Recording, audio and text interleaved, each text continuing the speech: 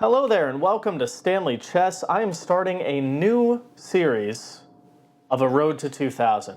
Now I think the first accomplishment would be 2000 on chess.com, currently about 1800, and then the next step would be USCF over the board. Currently over the board I'm only 1300 or so, but after this tournament, which I'm about to walk you through the games that I played, I'm closer to 1400 because I went 3 out of 4 for this tournament, so pretty good. And I'm looking to take chess more seriously in the upcoming years. So let's hop into the games here. I'm going to walk you through the 4 games that I played. I won 3 of them, and I think there's some pretty exciting chess in here, so make sure you stick around. All right. So the first game, I am playing with the black pieces against an unrated opponent. I have a feeling this guy was playing because his son was in the tournament and he wanted to play to support. That's my guess because he was an unrated father of a kid who was playing.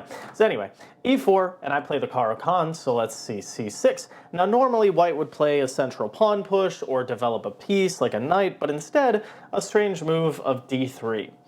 This is odd because it blocks in the light square bishop and just is kind of unconventional. So I just play d5, fighting for the center right away, knight f3. Now it looks like you can maybe go into this endgame where you trade the queens and white cannot castle, and you would think, oh, well, white can't castle, the king is in the center, maybe it's weak, I can pin the knight, but there's not too much going on here.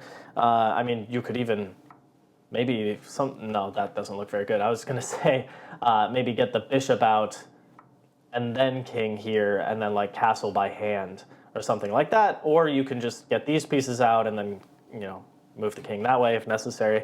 The point is, without the queens, the king is not going to be in that much danger. So I didn't go for that. Instead, I just develop a piece.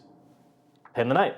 When he plays h3, kicks me back. Now normally here again, you would probably see like a knight coming out, or maybe a bishop, or this bishop so you can castle, or maybe even pushing this pawn forward so you can get d4. But g4 is a bit of an overextension because now look how weak the knight is, and the light square is here, and the dark square is here. So it's a bit of an overextension. White continues to develop. I play e6, just solidifying my pawns. And then, again, breaking another opening principle here, just moving a piece a second time in the opening without completing development.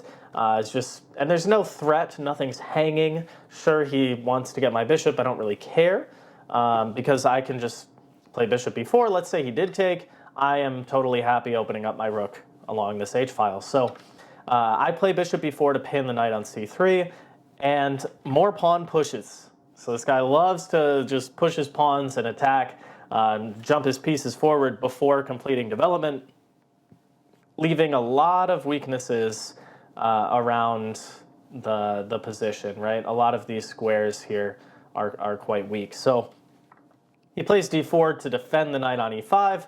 I could take like this and win a pawn.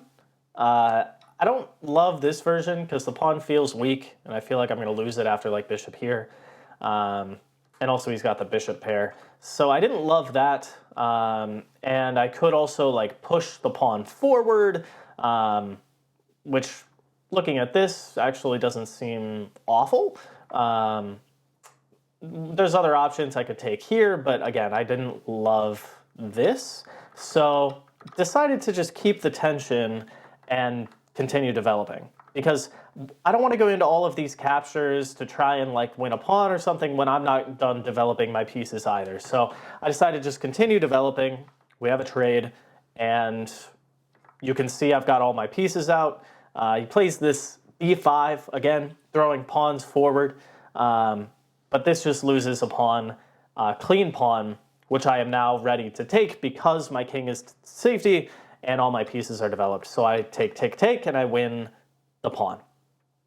Now I am attacking his knight here, so he should do something about that. Move the bishop, but he blundered the knight. So I get a free piece. From here on, it's pretty smooth sailing.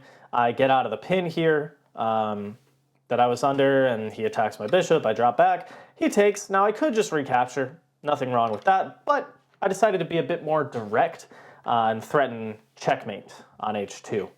He saw that, he defended with f4, then I take back on c6, and then he moves, gets his king some breathing room, gets the rook to the open file. Here I play h6, kicking the bishop back so I can take on f4. Now here I thought I blundered. I thought I blundered because I had not seen this move when I went to take on f4. It's a skewer, hitting my queen and then the bishop on the other side. And there's no way to move my queen and defend the bishop.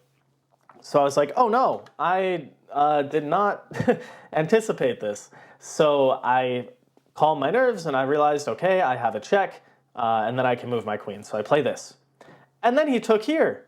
And I went, oh my goodness, that's 2 moves in a row I didn't see. I thought I blundered again. I was like, oh no, I didn't see you could just take that. I can't just take the rook or my queen is hanging. But that rook was defending the bishop here on g3, so I can just take that. And now I'm still up a piece and a couple of pawns. He retreats the rook. And then from here on, it's pretty smooth sailing. I trade off all the pieces and just push the pawns up the board. And it was checkmate a few moves later. So that was a pretty good way to start out my tournament. Game 2. I'm playing with the white pieces. I did lose this game. Spoiler. Yeah, let's see how it unfolded. This was the only game I played with the white pieces, by the way, and I lost. This kid was like around 1700 or so. He was pretty good. So let's see what happens. It's a French defense, which I do not know very well. I just haven't put in the time to learn it because whenever I've gone into like e5, c5, c3, knight c6, knight f3, queen b6, I always, get really annoyed by like the pressure on the d4 pawn and the pawn on b2 if I ever move this bishop, and it's just, the knight going to e7, f5 to pressure, and so I've never quite figured out the right way to address all of this. So I avoid the advance because I figure my opponent is going to be well prepared and ready to strike at my center, and I'm not going to be prepared to defend it. So what I like to do is just go into the exchange French because it feels more calm, more equal. We can just develop our pieces and go from there and just play some chess. So I just develop, he does the same. We get our pieces out here. Knight to e7 was interesting. I'm not entirely sure what that is doing opposed to f6,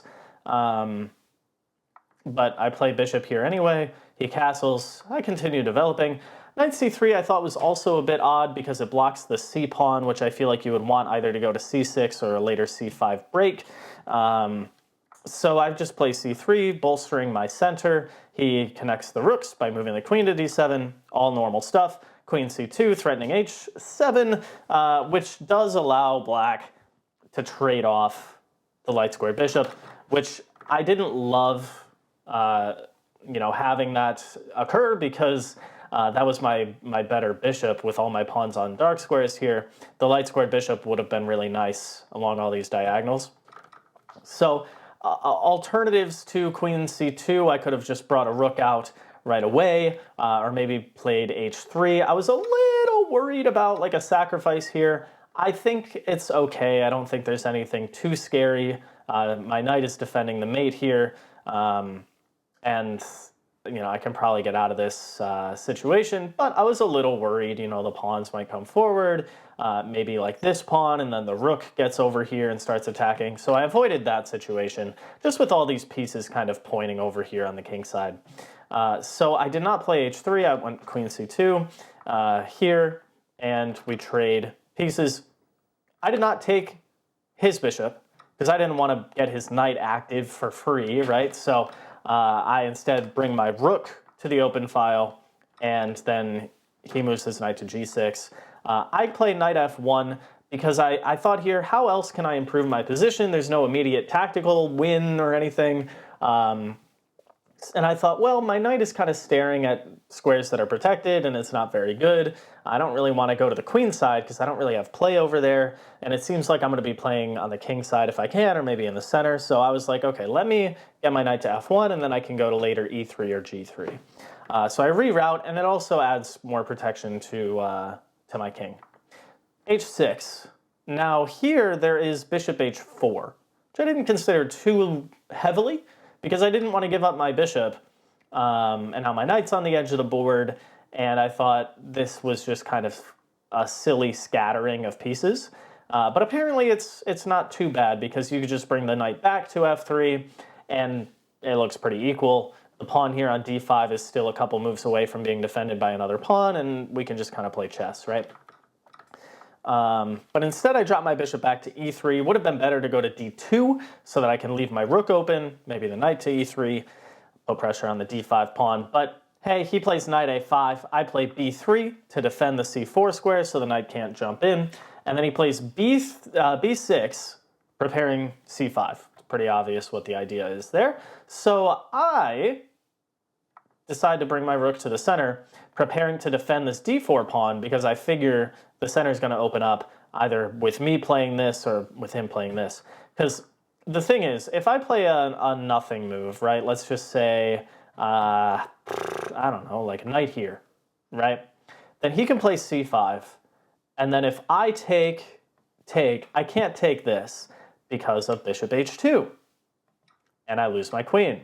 So what I did instead is prepared against things like that by bringing my rook over here so my queen is defended in the case of this bishop h2 tactic, discovered attack on my queen, when this center opens up. So he further prepares c5. I play c4 right away. I just play it myself. I want to be the first to strike while he's kind of, you know, back here, like with a loaded c-pawn ready to go, but I struck first. So now I've got the hanging pawns in the center, the c and d pawns here, which, if I can hang on to them and push them forward, is going to be good. But the problem is, I don't really know what I'm doing at this point. I'm like moving my pieces around. I'm like, okay, maybe my knight is good in the center. Maybe I can trade off his bishop. And then he plays this knight c5 move out of nowhere, which, if I take, I lose my queen, right? Now, apparently, this is actually not awful, because even after all of this, you can just play like knight g3. He can take this, but then you just go back. And the engine says this is actually kind of equal, or even a little bit better for white, just there's a lot of weaknesses. And even though you gave up your queen, you got 2 pieces and a rook for it. So, but you're down a bunch of pawns. I will avoid sacrificing my queen in this situation. So I took with the knight, and then he takes with the bishop. Again, there's a pin here on the d file, so I can't take. Instead, I played d5, which is not great. The idea was this, right? I'm totally fine with this, or even taking this way and pushing my pawns forward in the center, and his star-squared bishop was his most active piece. So that was my idea. I should have just gone queen b3, which actually forces the queen trade, because if you go back, then I just take the bishop. So after takes, bishop drops back, and now I can play d5, and I've got a pretty good center, or something like doubling the rooks, or maybe getting the rook over this way to attack the pawns, right? Active, not too worried about my position anymore because the queen is off the board. I didn't do that. Instead, I pushed first and then went queen b3, but that allows him to avoid the queen trade because the bishop is not hanging on c5. Now, my pawns are kind of stuck, right? And they're easy targets for moves like c6, which is quite annoying. You know, I didn't want to get his knight active, and now my pawn's super weak here on c4. It didn't look very pleasant. So I bring my rooks to help support the pawn. And this is still okay. This is okay if I play it right. If I play something like queen f3, idea being you give up the pawn for queen g4, setting up a mate threat. And it's very hard to defend against that, actually. Because if you play like f6, I can just take. And if you go like knight here, then I can just take the rook on d7, and then take here with the bishop, and if you take, you lose the rook, right? So it's actually a pretty nasty threat. Queen f3, sacrificing the pawn to get a mating threat, is pretty crazy. So I didn't see that. Instead, I play rook here with the idea of takes, takes, takes, and I was like, hey, pawn's still defended. This is a threat, right? I felt pretty good about that. Of course, he didn't take the rook on c7. He went queen here. Now, I'm still okay if I just go bishop g3. Just bishop g3. The rook is defended. If he takes, then I can not take. What would the response be here? I'm going to turn on the engine. Oh, wait, no, this is losing. My apologies. What is the idea? Oh, yeah, you take first and then go bishop g3. My apologies. I was like, that doesn't look very good. But this is fine, right? You're defending everything. And if the knight ever takes, then hey, we're just in an endgame. I've got to pass pawn. I'm going to try and defend it. And it's just going to be a tactical skirmish because we were both low on time at this point. So instead what happens, though, is I blunder the pawn on e5, unfortunately, or the bishop. And I resigned. I was done. I'm not going to play on. I had like 2 minutes left on the clock. I'm clearly going to lose, so I gave up. Next game was a pretty good one. Let's see, I'm playing with the black pieces once again, and we have a d4. Well, good variety of openings in this tournament. So we have a London. I just play symmetrically until something happens that makes it asymmetrical. And that's what we have here with the bishop trade on d3. He takes back with the pawn, and I play c5, going after the center. He allows me to develop my bishop here for free, right, because he takes on c5. I'm happy with that. e4 is premature because your knight's not developed, so you actually lose the pawn. I take, trade everything, and I win the pawn. And there's a nasty threat here on f2, which he did not see. I think you probably have to play rook here to defend it, or something of that nature. Maybe bishop here, but even that doesn't feel great, because now you've got a weak pawn over here, and I can just castle. So he missed it and now develops the knight to c3. Knight takes f2 is pretty nasty because the rook is under attack and there's a discovered check threat looming. Moves the rook out of the way, but now I get a double check, forcing the king to move, and then I win the bishop. So now I am up a piece and 2 pawns. And a pretty smooth game from then on out. I give a fork. I did miss a fork here on this move, but whatever. Triple fork now. And I win a free rook. And we just kind of trade pieces off. And it is a pawn mate, which is beautiful. Getting that in an over-the-board tournament. I felt a little bad for the kid. He's rated like 900. And it was just a tough game for him. I could have just ladder mated here, right? But hey, it's still mate in 2 either way. And this way I get to mate with the pawn. So that was very fun when I saw that. There's actually a few different mates. You can go this way as well. This one looks cool too. Yeah, so that was game 3, pretty good. Game 4, I'm playing against this guy, who is my highest rated opponent of the tournament, although it could have been the other kid that I lost to, Gus, in round 2 with the French defense, because this 1747 was one of the ratings that I saw online for this guy, but he had another one that was like more accurate to that tournament that I think was a bit lower. I can't remember. I never quite figured it out, but he plays b3, and I'm sitting at the board like, you're kidding me. You're kidding. Not only that, but also when I started the clock, because, you know, black starts the clock, you shake hands, you know, and then you start the clock, and then white usually just makes the first move, hits the clock. This guy takes like 10 seconds to adjust his pieces. Bro thinks he's Magnus Carlsen. He's letting his clock run and just adjusts his pieces to make them nice and pretty on the squares. And then he plays b3. Man's trying to play mental tricks on me. Thinks he's a Jedi Knight. This is not the pawn you're looking for. That could have been more clever. Anyway, plays b3. I'm like, whatever. Knight f6, and I'm like, what are you doing? Show me what you're doing, and then I'll commit to pushing some of my pawns. Bishop b2, whatever. I'll just put a pawn in the center, bring my bishop out, and just play for this super solid setup, right? I bring out my pieces, I get this pawn triangle with the light squares. He's super passive, right? He has nothing in the center, and his pieces are kind of all on the second rank, right? So he plays c4.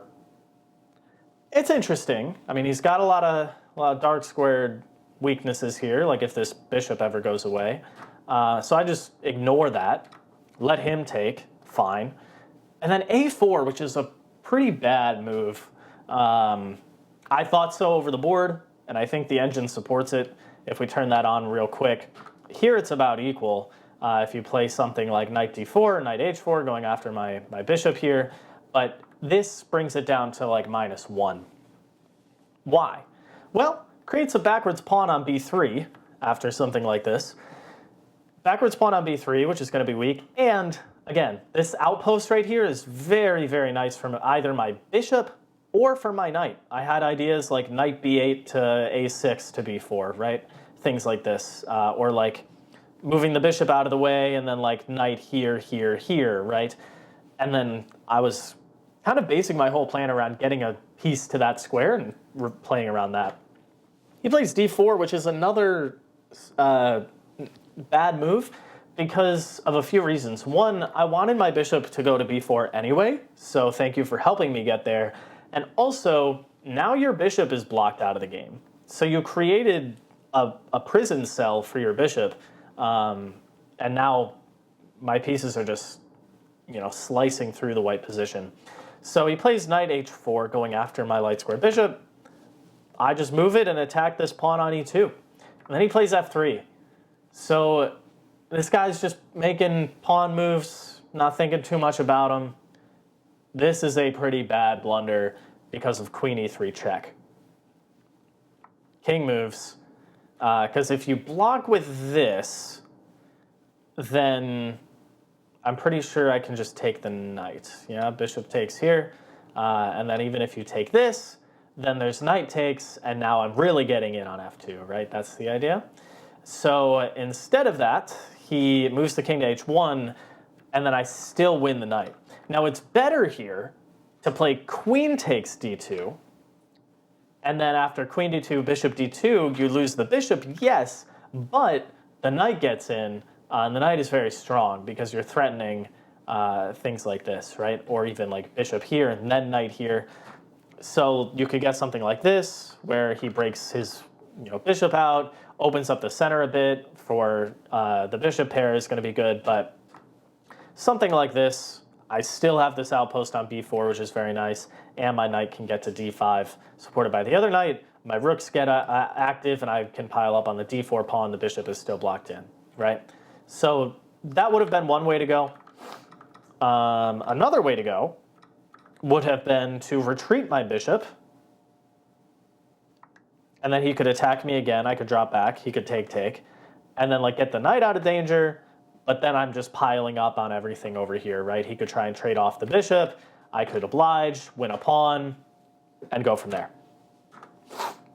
Now instead what I do is I take the knight on d2 with my bishop, thinking I win a piece, and if he takes this, then I just get my knight in and I'm threatening this, right?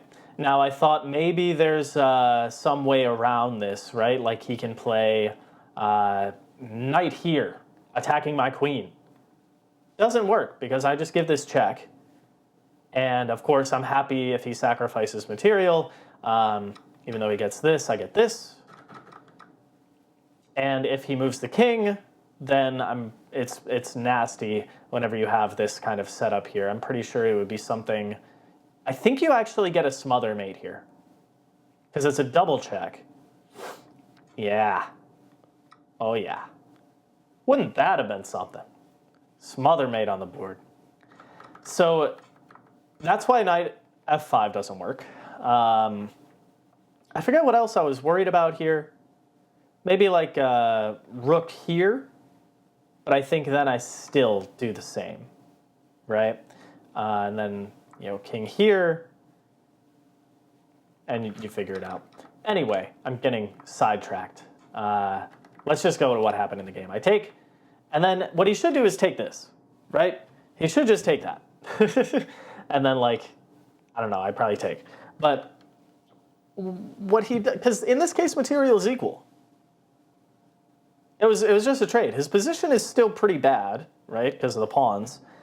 But instead, he decides to get creative and dynamic and plays bishop a3, attacking my rook while my bishop was just hanging. Very, very strange. Now, question for you. Is it better to save the bishop and give up the exchange, or to save the rook and give up the bishop? Well, it's generally advisable to save the full piece and give up the exchange just because of material count. Right? So in this case, saving the bishop, or like if I save the rook, I lose a full piece of 3 points of material. If I save the bishop, I lose an exchange, which is only 2 points of material. So now I have 2 pieces for the rook, and my pieces are still very active. So here, this was another very important point where I could have sacrificed with bishop takes g4, pawn takes, knight takes, and this is a very powerful threat that you can't really defend. You have to try, if you try like knight f5, then there's this that we looked at with a smother mate, right? Queen here, boom, boom, boom. But instead, I hesitated. I looked at it, I considered it, but I was like, I have an advantage and I don't want to throw it away on something that doesn't work. So instead, I take a pawn on d4, and then I play this. But it doesn't work here because he has knight g2 attacking my queen, which I missed. And I was like, dang it, this is going to be harder than it was supposed to be. I missed it. I thought just takes. Stupid. So anyway, I take this, pin the knight, give up my bishop, and then get my queen out of the way. And hey, I'm still up material. My position is still better. And then here we went into like a time scramble. We were both under a minute. We're just making moves very quickly. I did end up winning this game. I don't have the rest of it because I stopped notating just because of the fast time scramble, right? You don't have time to notate your moves. Under 5 minutes, you don't have to. So that was the tournament. Very happy with how it went. I won $5, tying for second and third place, so that was pretty good. And I'm looking forward to my next one. Thanks for sticking around to the end. Appreciate it. Let me know your thoughts in the comments on these games and what your chess goals are for the new year as well. All right. Thanks again. Have a great rest of your day.